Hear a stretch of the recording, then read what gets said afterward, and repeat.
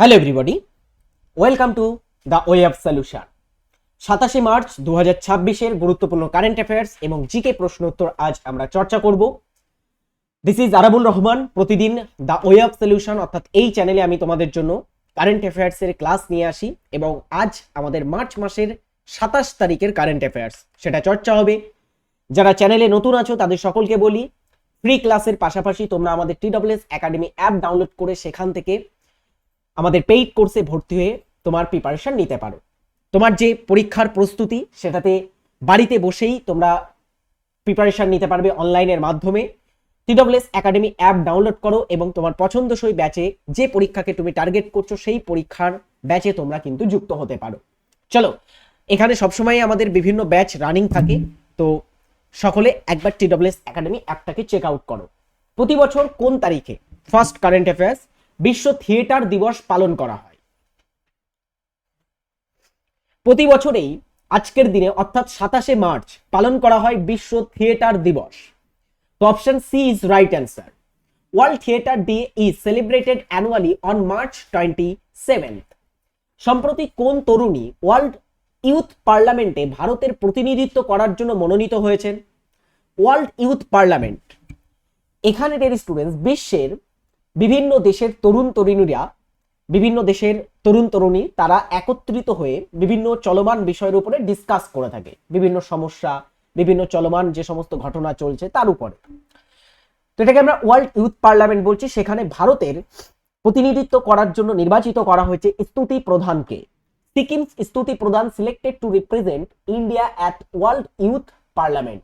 বিশ্ব যুব সংসদ বা ওয়ার্ল্ড ইউথ পার্লামেন্টে সিকিম রাজ্যের স্তুতি প্রধানকে মানে সিলেক্টেড বা মনোনীত করা হয়েছে অ্যাজ এ ইন্ডিয়া রিপ্রেজেন্ট অর্থাৎ ভারতের প্রতিনিধি হিসাবে।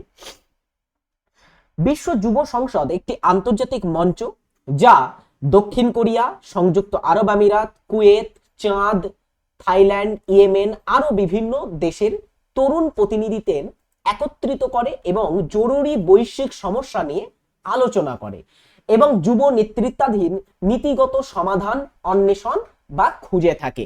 খুব ইম্পর্টেন্ট এই প্রশ্নটা থেকে আমাদের আপকামিং বিভিন্ন পরীক্ষাতে প্রশ্ন থাকতে পারে।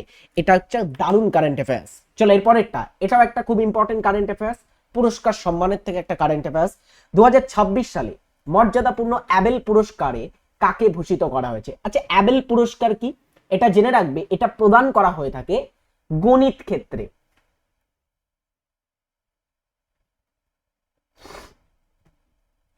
গণিতে প্রদান করা হয় এই পুরস্কারটি, যেটাকে বলা হয় থাকে অ্যাবেল পুরস্কার। তো এই অ্যাবেল পুরস্কারটি রিসেন্টলি দেয়া হয়েছে গ্রেট ফাল্টিংসকে। কে গ্রেট ফাল্টিংস? তিনি হচ্ছেন ডিয়ার স্টুডেন্টস একজন German mathematician. Gerd Faltings of the Max Planck Institute of Mathematics has been awarded the 2026 Abel Prize. ইনি ডিয়ার স্টুডেন্টস এই যে গার্ড ফাল্টিংস, তিনি হচ্ছেন জার্মান একজন ম্যাথামেটিশিয়ান।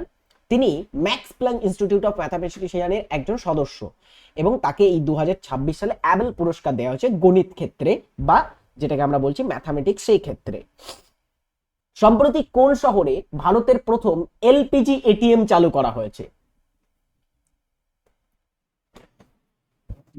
ভারতের প্রথম এলপিজি এটিএম চালু করা হয়েছে যে শহরটিতে, সেটির নাম কি? সেটি হচ্ছে গুরুগ্রাম। ডিয়ার স্টুডেন্টস, গুরুগ্রাম বা Gurgaon has become the first city in NCR to get an LPG ATM. NCR অঞ্চল অর্থাৎ ন্যাশনাল ক্যাপিটাল টেরিটরি অঞ্চল যেটা আছে সেই অঞ্চলের প্রথম এটা একটা কিন্তু এলপিজি এটিএম। সো খুব ইম্পর্টেন্ট, এটা ভারতেরও প্রথম কিন্তু এলপিজি এটিএম যেটা গুরুগ্রামে রিসেন্টলি চালু করা হয়েছে। 2025-26 সালের AQAR রিপোর্ট অনুযায়ী বিশ্বের সবচেয়ে দূষিত শহর কোনটি? সবথেকে পলিউটেড সিটি, দূষিত শহর কোনটি? যারা ভিডিওটিতে দেখছো তাদের সকলকে বলবো একটা করে লাইক করো। 2025-26 সালের AQAR রিপোর্ট অনুযায়ী বিশ্বের সবথেকে দূষিত শহর যেটি সেটি হলো লোনি, ভারতের লোনি শহর। ইউপিস বা উত্তরপ্রদেশের lonely is the most polluted city across the globe, পুরো বিশ্বের মধ্যে সব থেকে পলিউটেড সিটি লোনি নেয়ার Ghaziabad has ওভারটেকেন Delhi as the world most polluted city. এর আগে দিল্লি কিন্তু ওয়ার্ল্ডের মোস্ট পলিউটেড সিটি ছিল, তাকে ওভারটেকেন করেছে, তাকে কিন্তু সারপ্রাইজ করেছে আমাদের এই লোনি শহর, যেটা উত্তরপ্রদেশের গাজিয়াবাদের কাছে অবস্থিত একটা ছোট মফস্বল শহরের মধ্যে পড়ে। অলরাইট, চলো এর পরের প্রশ্ন, এটি আমাদের 6 নম্বর কারেন্ট অ্যাফেয়ার্স। পশ্চিম এশিয়ার সংকটের প্রভাব মোকাবিলায় প্রধানমন্ত্রী সম্প্রতি কতটি উচ্চ ক্ষমতা সম্পন্ন গোষ্ঠী গঠন করেছেন? পশ্চিম এশিয়া অর্থাৎ আমরা দেখতে পাচ্ছি ইদানিং সময়ে যে ইরান এবং মিডল ইস্টে যে সমস্যা চলছে, যুদ্ধকালীন পরিস্থিতি, যুদ্ধ চলছে, সেই সংকট মোকাবিলার জন্য প্রধানমন্ত্রী রিসেন্টলি ডিয়ার স্টুডেন্টস উচ্চ ক্ষমতা সম্পন্ন 7টি গোষ্ঠী গঠন করেছেন। Option B is right answer, 7টি। PM announces formation of 7 empowered group to deal with the potential long-term impact of West Asia conflict। অর্থাৎ প্রধানমন্ত্রী নরেন্দ্র মোদী রিসেন্টলি অ্যানাউন্স করেছেন ফরমেশন অর্থাৎ গঠন করার জন্য 7টি এম্পাওয়ার্ড গ্রুপ, 7টি উচ্চ ক্ষমতা সম্পন্ন গ্রুপ গঠন করার জন্য প্রধানমন্ত্রী রিসেন্টলি ঘোষণা করেছেন। To deal with potential long term impact of West Asia conflict, পশ্চিম এশিয়ার সংঘাতের যে সম্ভাব্য তোমার হচ্ছে দীর্ঘমেয়াদী যে প্রভাব, সেটাকে মোকাবিলা করার জন্য এই উচ্চ ক্ষমতা সম্পন্ন গোষ্ঠীগুলোকে গঠন করা হয়েছে। চলো এর পরবর্তী প্রশ্ন দেখি। 2026 সালের 26শে মার্চ কোন দেশ তাদের 56তম স্বাধীনতা দিবস পালন করেছে? অবভিয়াসলি ভারতের প্রতিবেশী দেশ। তো ভারতের কোন প্রতিবেশী দেশ বলো, কোন প্রতিবেশী দেশ রিসেন্টলি সম্প্রতিকালে 26শে মার্চ তাদের 56তম স্বাধীনতা দিবস পালন করলো? সেটি হচ্ছে Bangladesh. Bangladesh marks 56 independence and national day honouring 1971 liberation war heroes. তো বাংলাদেশ রিসেন্টলি 56তম তাদের স্বাধীনতা দিবস বা জাতীয় দিবস পালন করলো।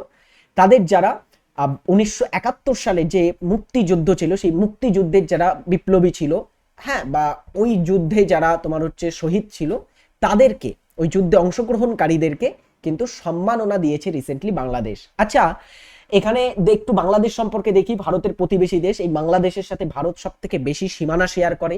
বাংলাদেশের সীমানায় ভারতের 5টি স্টেট অবস্থিত আছে: পশ্চিমবঙ্গ, আসাম, মেঘালয়, ত্রিপুরা এবং মিজোরাম। এর মধ্যে বাংলাদেশের রাজধানীটা একটু জেনে রাখবো, ঢাকা বাংলাদেশের রাজধানী। স্বাধীনতা হয়েছিল, বাংলাদেশ স্বাধীনতা পেয়েছিল পূর্ব পাকিস্তান, প্রথমে এটা পূর্ব পাকিস্তান ছিল, অর্থাৎ পাকিস্তানের কাছ থেকে স্বাধীনতা পেয়েছিল 1971 সালে 26শে মার্চ। আচ্ছা, এর বর্তমান রাষ্ট্রপতি মোহাম্মদ শাহাবুদ্দিন এবং প্রধানমন্ত্রী রিসেন্টলি ইলেক্টেড হয়েছেন বিএনপি পলিটিক্যাল পার্টির সদস্য তারেক রহমান। অলরাইট, চলো এরপরে আমাদের 8 নম্বর কারেন্ট অ্যাফেয়ার্স। ভারত সরকার সম্প্রতি RBI K, reserve bank of India বা যে আরবিআই আছে, সেই আরবিআই কে 2031 সাল পর্যন্ত খুচরো মুদ্রাস্ফীতি বা ইনফ্লেশন লক্ষ্যমাত্রা কত শতাংশে রাখার নির্দেশ দিয়েছে?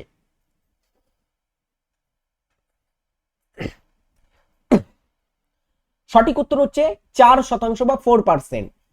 Governments asks RBI to target retail inflation at 4% till March 2031।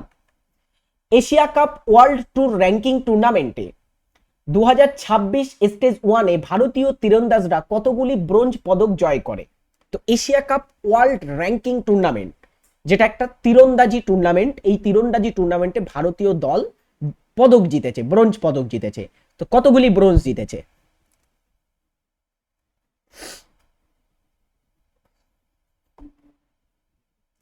ভারতীয় দল এখানে 2টি ব্রোঞ্জ জিতেছে। এশিয়া কাপ 2026 ব্যাংকক আর্চারি, অর্থাৎ যে তীরন্দাজিতে যে Asia cup world ranking tournament, সেটা এই বছর হচ্ছে থাইল্যান্ডের ব্যাংককে।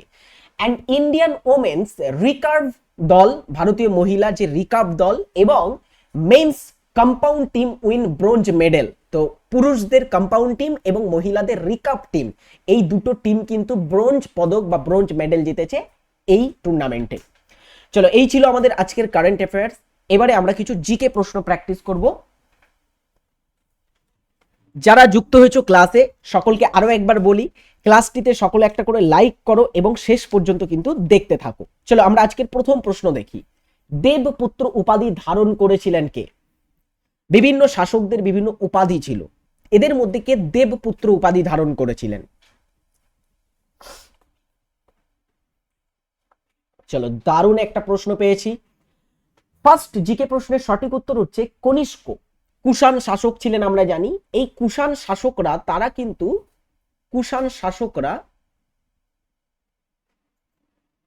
দেবপুত্র উপাধি নিত, অর্থাৎ ঈশ্বর পুত্র। এই উপাধিগুলো কেন নেওয়া হতো?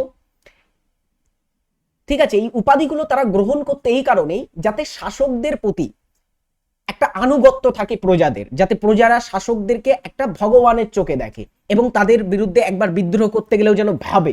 সেই কারণে কুষাণ শাসকরা কিন্তু দেবপুত্র উপাধি গ্রহণ করত। তো এখানে রাইট অ্যান্সার হচ্ছে অপশন বি। উদ্ভিদের কোন উপকারটি হাঁপানির ঔষধ তৈরিতে ব্যবহার করা হয়?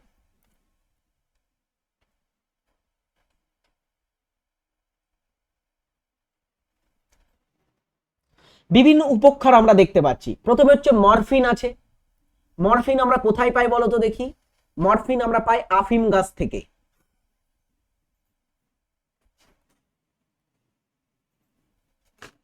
আফিম গাছ থেকে পাওয়া যায়।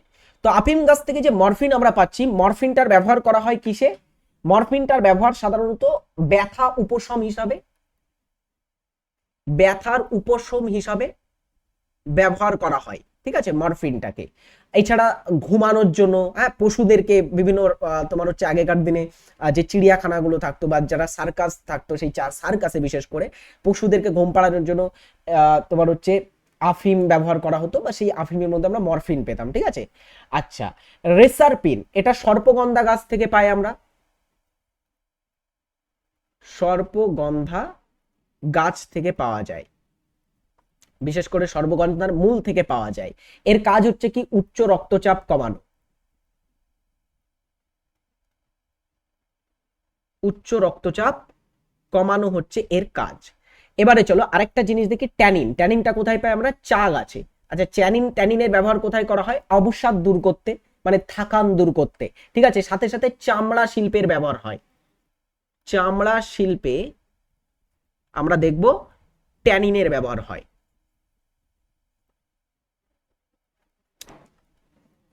এগুলো থেকে প্রশ্ন আসে কিন্তু, ট্যানিনের ব্যবহার কোথায় হয়?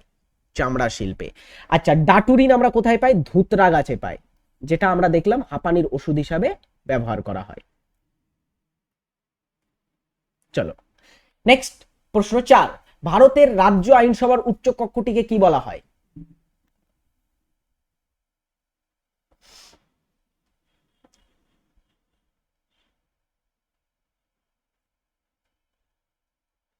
ভারতের রাজ্য আইনসভার উচ্চ কক্ষকে আমরা বলি বিধান পরিষদ। আর নিম্ন কক্ষ, কমেন্ট করে তোমরা জানাও যে রাজ্য আইনসভার নিম্ন কক্ষকে কি বলা হয়? নিম্ন কক্ষের নাম কি? নিম্ন কক্ষ হচ্ছে বিধানসভা। কয়েকদিন পরেই পশ্চিমবঙ্গে বিধানসভার ইলেকশন, তাই তো? তো সেই বিধানসভাটা কি? এটা হচ্ছে রাজ্য আইনসভার নিম্ন কক্ষ, যেখানকার সদস্য যারা হয় তাদেরকে আমরা এমএলএ বলে থাকি, মেম্বার অফ লেজিসলেটিভ অ্যাসেম্বলি। তাদেরকে আমরা সাধারণ মানুষের ভোটে নির্বাচিত হতে দেখব। আচ্ছা, দিল্লির সাথে মিলে কোন দুটি শহর ভারতের পর্যটনের গোল্ডেন ট্রায়াঙ্গেল গঠন করে? ভারতীয় পর্যটনের গোল্ডেন ট্রায়াঙ্গেল।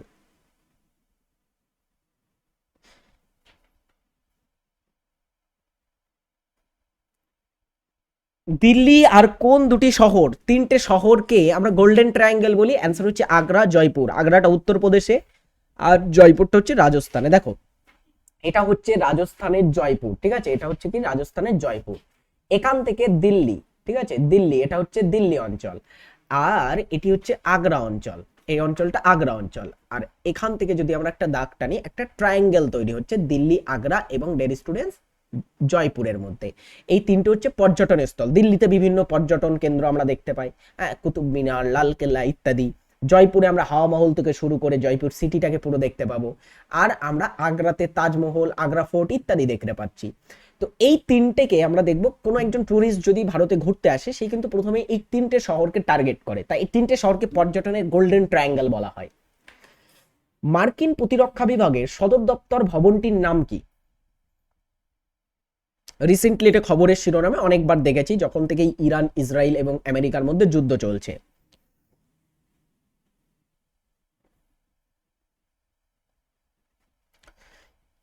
মার্কিন প্রতিরক্ষা বিভাগের নাম হচ্ছে দ্য পেন্টাগন। অনেকে হোয়াইট হাউস করবে, জেনে রাখবে যে হোয়াইট হাউস এটা হচ্ছে মার্কিন যিনি রাষ্ট্রপতি থাকেন তার বাসভবন।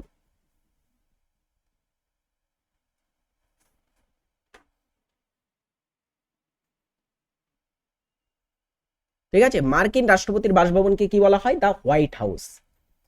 শুষ্ক বরফ বা ড্রাই আইস আসলে কি? দারুণ একটা প্রশ্ন পেয়েছি আমরা।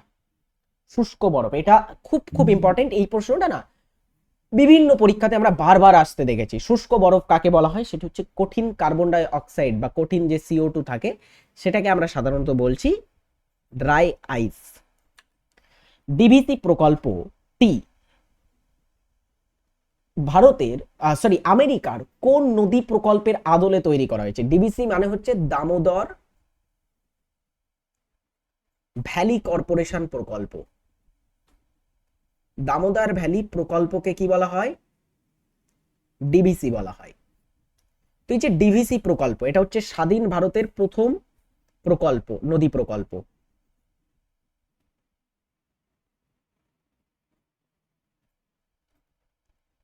স্বাধীন ভারতের প্রথম নদী পরিকল্পনা বা বহুমুখী নদী পরিকল্পনা।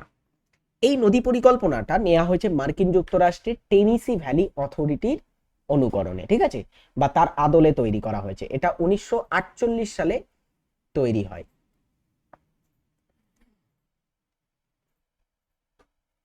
চলো পরবর্তী প্রশ্নে, ভারতের দক্ষিণতম বিন্দুর নাম কি? এন্টায়ার যে ভারতবর্ষ আছে, পুরো ভারতবর্ষের দক্ষিণতম বিন্দুকে আমরা কি বলি? Kanyakumari, Indira point, Lakshadweep, port Blair. ভেবেচিন্তে অ্যান্সার করো।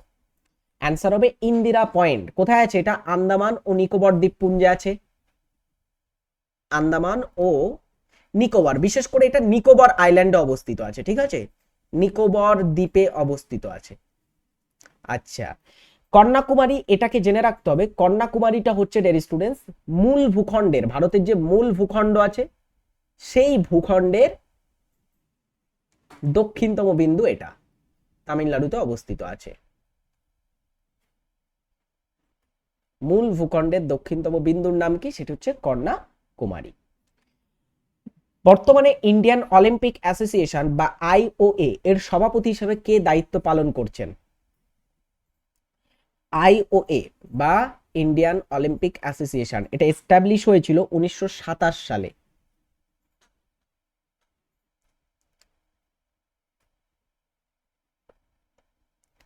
অলরাইট, তো এর বর্তমান যিনি সভাপতি তিনি হচ্ছেন পিটি উষা, ভারতের একজন দৌড়বিদ ছিলেন, তাই তো, এনাকে আমরা গোল্ডেন গার্লও বলি, গোল্ডেন গার্ল। চলো এরপরে, পশ্চিমবঙ্গের রাজ্য পশু কোনটি? বাড়ির কাজ দেওয়া থাকবে, কমেন্টে এটা সকলে জানাবে। ভারতের প্রথম মহাকাশচারীর নাম কি? ভারত থেকে প্রথম মহাকাশে কে গেছিলেন? দ্রুত এটার উত্তর করে ফেলো দেখি। আমাদের ভারতবর্ষে যিনি প্রথম মহাকাশচারী ছিলেন তিনি হলেন রাকেশ শর্মা। ভারত থেকে প্রথম মহাকাশচারী, 1984 সালে তিনি মহাকাশে যান।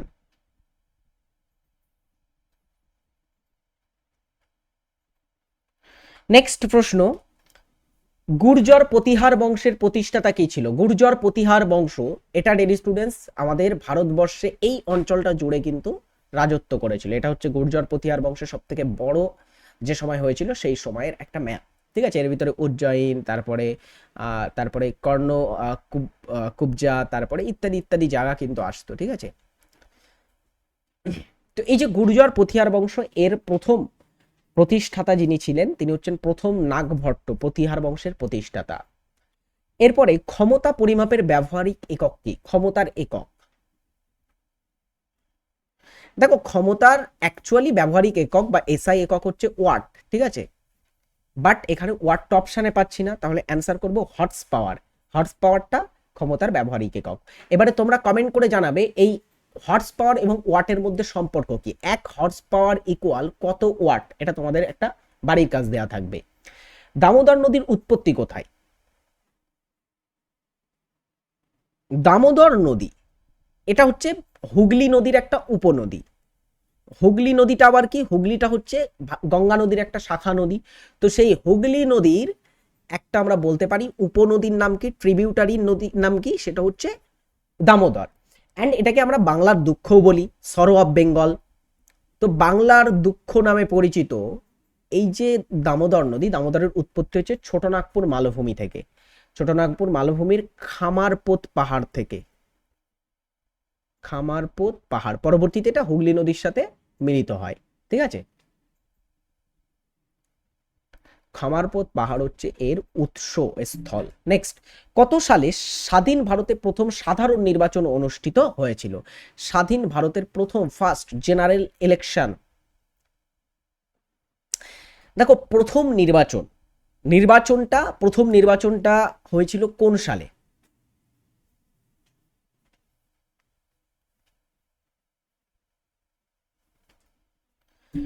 স্বাধীন ভারতের প্রথম নির্বাচন হয়েছিল 1951 সালে। হ্যাঁ, এটা 1951 সাল থেকে শুরু করে 1952 পর্যন্ত চলেছিল, একটা লং প্রসেস, বা শুরু হয়েছিল 1951-তে। আচ্ছা, এই সময় ভারতের নির্বাচন কমিশনার কে ছিল বলো তো দেখি? নির্বাচন কমিশনার কে ছিল ভারতবর্ষের? যিনি মুখ্য নির্বাচন কমিশনার ছিলেন বা চিফ ইলেকশন কমিশনার ছিলেন, তিনি হচ্ছেন একজন বাঙালি ব্যক্তি, সুকুমার সেন, ঠিক আছে। তিনি হচ্ছেন ভারতের প্রথম নির্বাচন কমিশনার, তার আন্ডারেই কিন্তু প্রথম নির্বাচনটা কমপ্লিট হয়েছিল। আচ্ছা, এই নির্বাচনে জয়ী হয়েছিল কারা?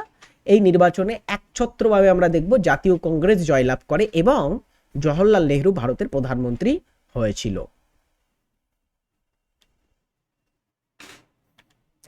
অ্যামোনিয়া গ্যাসের গন্ধ কেমন? অ্যামোনিয়া,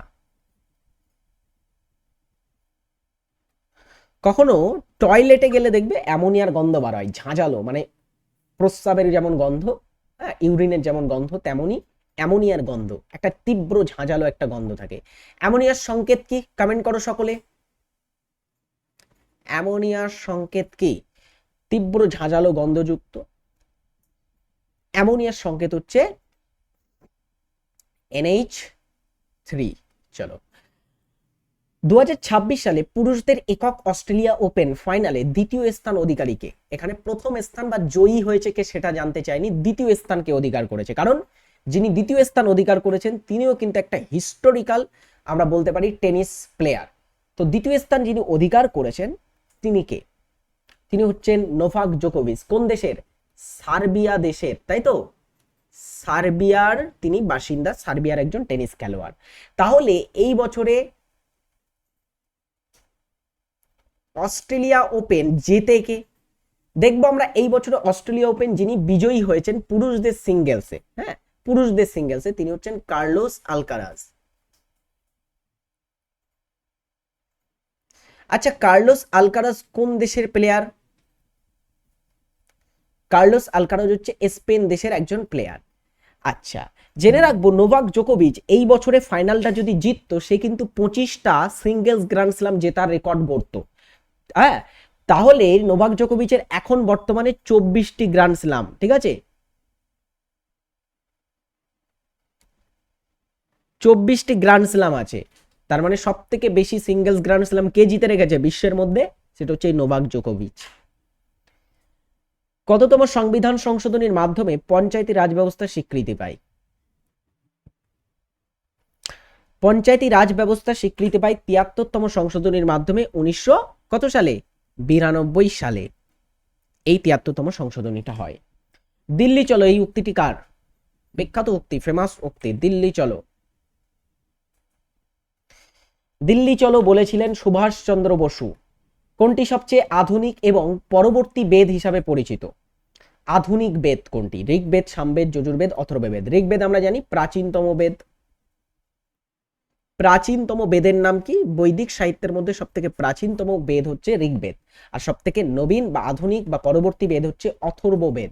অলরাইট ডিয়ার স্টুডেন্টস, এই ছিল আজকের আমাদের পর্ব, আজকের ক্লাস। আশা করবো ক্লাসটি তোমাদের খুবই ভালো লেগেছে। নেক্সট পর্বে দেখা হবে আরো একটি এরকম কারেন্ট অ্যাফেয়ার্সের ক্লাস নিয়ে। ততক্ষণের জন্য দেখতে থাকো the way of solution, TWS academy এবং TWS স্মার্ট চ্যানেলে বিভিন্ন ফ্রি লাইভ ক্লাস। চলো, ভালো থাকবে, সুস্থ থাকবে, টাটা।